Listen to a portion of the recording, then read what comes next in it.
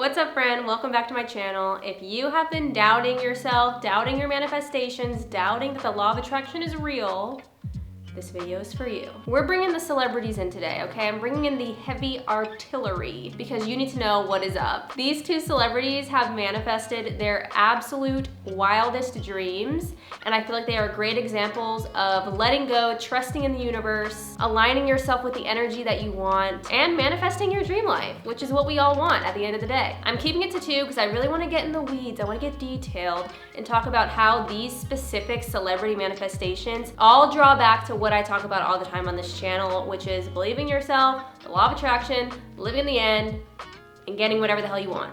Okay? But we can definitely do more celebrity talk. Maybe I'll do a part 2. We'll see how this goes. Stay tuned. Before we get into the stories, if you're not already subscribed to my channel, I would love for you to do that. I talk about manifesting, the law of attraction, having a good mindset. What else? I also vlog. You know, we do a lot of stuff over here, okay? So make sure you're subscribed. Go check out my manifestation playlist. And let's get the vibe going. Today's vibe, a recent fave, the LES candle from Boy Smells. This has the craziest hot throw of any candle I've experienced in a while, okay? It's good. So light your candle, pour your tea, set your vibe, and let's get into it. Now, you can't talk about manifestation and the law of attraction without talking about Miss Oprah Winfrey. Okay, Oprah, I'm not gonna lie, I'm a big Oprah fan. Obviously, she is an icon, she's a legend. Anyway, her manifestation is a great example of aligning your energy and creating space for what you want and then letting go and letting the universe take control. It's a really amazing story. And this is all before her show, it's before she takes off. This is like beginning Oprah, okay? Oprah reads The Color Purple by Alice Walker and is absolutely freaking obsessed with this book to the point where she goes back to the bookstore, buys all the books, and just starts handing them out to friends, family, people on the street, whoever has not already read The Color Purple. She's passing along the book because she likes it so much. Okay, it's giving the beginnings of Oprah's book club. And when she finds out that Steven Spielberg is making a movie called The Color Purple based on the book, she starts telling everybody that she's gonna be in it. She didn't know how, she didn't know when, she just knew it was gonna happen. Her energy was just pulling her towards this movie in such a way that she was like, yep, this is it. And by putting this energy out, by telling people that this was something that she wanted, something that she was so passionate about, she got the freaking audition. This is what I mean when I say that when people ask you what you're doing, what your goals are, what your dreams are, what you're working towards, stand in your truth and tell them, I am a singer, I am a model, I am an actress, I am a dancer, I am a business owner, I am, you know, whatever it is that you want. Stand in that truth. Don't say, oh, I'm aspiring to be an actress. Oh, I'm an aspiring influencer, I'm working on it. It's just like something. Don't diminish yourself, show your passion, and let other people see you for who you truly are. And it might be embarrassing, it might be delusional, it might feel weird because it's so far off from your reality, but I'm telling you right now, standing in who you are like that is going to open doors for you. Anyway, so she goes to the audition, and mind you, she's reading for the role of Sophia. Sophia's character is married to someone named Harpo. Harpo is frickin' Oprah spelled backwards. How? I mean, this is the part of the story that leaves me shook because for some reason, growing up with The Color Purple and Oprah, I thought that Harpo, Oprah, like her and Alice Walker were in cahoots. I don't know. But no, it was just a coincidence. A couple months go by, she doesn't hear back about her audition, so she calls the casting director and she's like, hey, I haven't really heard back, like what's going on with The Color Purple? And the casting director is like, bitch, you do not call me. I call you. And I'm working with real actresses here. I'm auditioning real actresses. He like name drops a couple and they're coming in my office and we want a real actress for this role. So don't call me again and I'll be in touch or not. And she hangs up from this phone call with a lot of confusion because she was passionate, her energy was aligned. She knew in her heart that she was meant to be in this movie, and the casting director coming at her like that, it was not aligned with that manifestation whatsoever. This is the part of the story where a lot of people would quit. A lot of people would give up. A lot of people would say, you know what?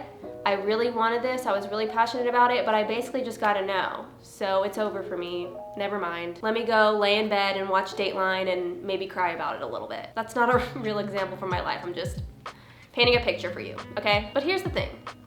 When you have faith in the universe and when you know that your life path is going to work out exactly the way it's supposed to be, your current reality is irrelevant. Anything that goes against your manifestation is irrelevant. If you know without a shadow of a freaking doubt that you are meant to get that job, that you are meant to get that promotion, and your boss doesn't like your presentation, or you don't hear back the day after your interview or whatever, it's irrelevant, it doesn't matter, because you're gonna get yours one way or the other. You just don't know how, you don't know when, and it doesn't matter. And so for Oprah, she put herself in a mindset where that no from the casting director was irrelevant.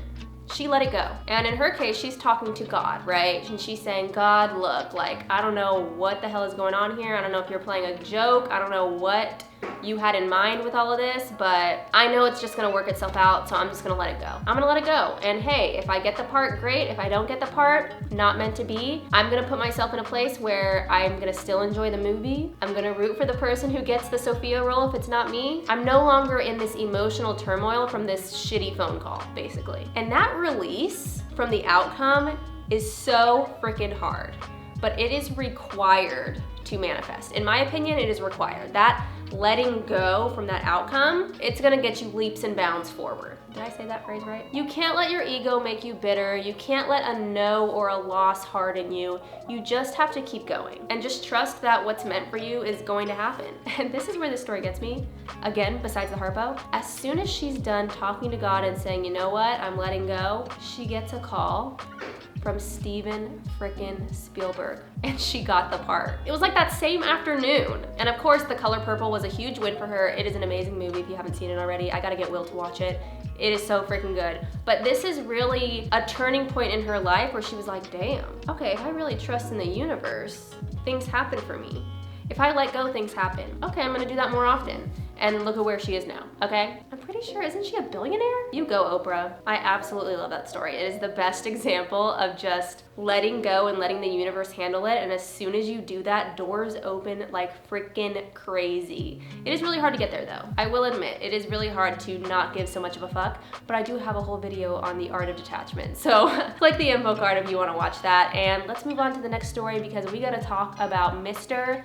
Jim Carrey, another major manifester. The Mask, Eternal Sunshine, to know and miss to love him. Now mind you, Jim Carrey grew up in Canada, has like a 9th grade education, worked in a factory, he was not a Nepo baby, okay? He was starting right from the same place that you and I are at. So this is another great example of someone who truly manifested their dream life from scratch. And the thing about Jim Carrey that I absolutely love that is actually insane is that from a very young age, he just had this knowing that things just work themselves out the way that they were supposed to work out. Things happen the way that they were gonna happen. When something bad happens, something else good will happen to balance it out. Life goes on. And that's amazing because that is that letting go that I was talking about during the Oprah story, and that takes a lot of us years to get to. It took me years of manifesting and trying to control every aspect of my journey and every aspect of my manifestation before I realized that back when I first started manifesting and I would just write in my journal and just go on with my life and forget everything that I wrote,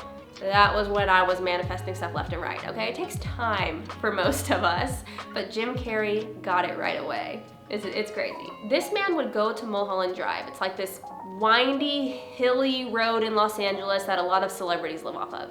He would go up there, sit on the side of the road, and visualize and affirm. And when I say affirm, Jim Carrey has said that he would sit on the side of the road, open his arms wide, and say out loud, I am a popular actor, directors all over the place want to work with me, I am successful. And he would sit there and say those affirmations and visualize signing big deals, being in big movies, being swarmed by his fans for as long as it took for him to believe it. He would stay on the side of the road talking to himself until in his mind he believed what he was saying. And I think this is a great illustration of how your logical mind, right, your sense of self that's in this current reality will reject what you're manifesting sometimes, right? Are you ever writing in your journal and you're writing your affirmation, you're like, I'm gonna have this, and that voice in the back of your head says, no, you're not. It could be quiet, but it just says, not gonna happen. That's normal. Negative thoughts are normal. I feel like I say that all the time on my channel.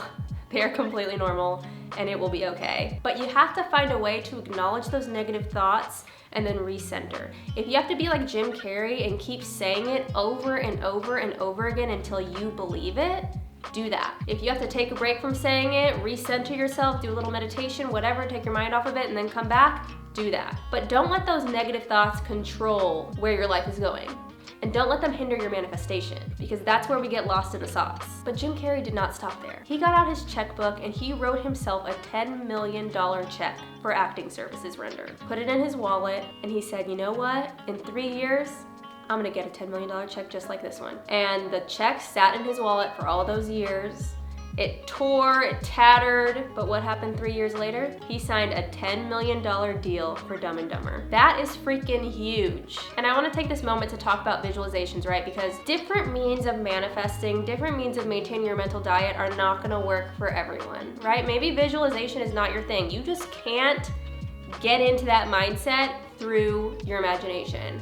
Or even affirming, you can't talk your way into believing yourself. That's okay. Everybody's different. Everybody requires different things. There's not one set way that you have to manifest to make things happen, okay? Do what works best for you. But something specifically with visualizations that I think can be really helpful if you are not good at creating that picture in your mind's eye is acting out your visualizations in real life. And that's exactly what he did, right? He's on the side of this hill visualizing himself in these movies with these fans, but he's also writing a check. He's acting out his future life. And by acting out his future life, he is living in his future life. You feel me? So if you have trouble visualizing, act it out. Live in the end, right? If you are trying to be a famous singer-songwriter, perform your song in your living room to your cat. If you want to be interviewed on Call Her Daddy, pretend you're doing an interview in your shower. Whatever it takes for you to put yourself in that end game, in that mindset of your future self that has what you manifested, do that. Do you, okay? It doesn't matter what it is that you have to do. Just get yourself in that mindset and I promise you, you will pop off. But the main point is that you have to believe in yourself. You have to believe that what you're manifesting is attainable and you have to go for it. So get yourself to that space however you can. I really love these two stories in particular because number one, I feel like they're both examples of people who are just like you and me trying to make their dreams happen who actually did. But I also think that each story gets the crux of manifestation so freaking clearly. If you've had trouble understanding how to manifest, if you have lost the belief in yourself, I hope that you listen to these stories and you can see aspects of your own manifestations within them and of your own self in them, right? Oprah was just like a random woman who was trying to be a journalist, trying to make it work, and who got this amazing role simply because she believed in herself, she was passionate, she stood in her manifestation even though it made her look weird to other people, and she got it. Jim Carrey, I mean, what kind of person writes themselves a $10 million check, right? It's really out there, but he's a great example of visualizing and affirming your dream life and making shit happen. I think that there's a little bit of our manifestations in both of these stories, so I hope that this kind of got you a little bit more motivated to pursue your dreams, to go after what you want, and to believe in yourself, because anything is freaking possible, okay? I've said it before and I'll say it again. If they can put a man on the moon, you can be a business owner or a singer or a actress, model, whatever it is that you want to be. You can be in a happy, healthy relationship, you can get that job, you can get that house. Anything can happen, anything can change at any moment, okay? Your current reality is irrelevant. Don't let people tell you shit, and go out there and manifest your dream life. Thank you so much for watching. Comment down below, let me know what your favorite celebrity manifestation story is. I know that a lot of celebrities out there are manifesting.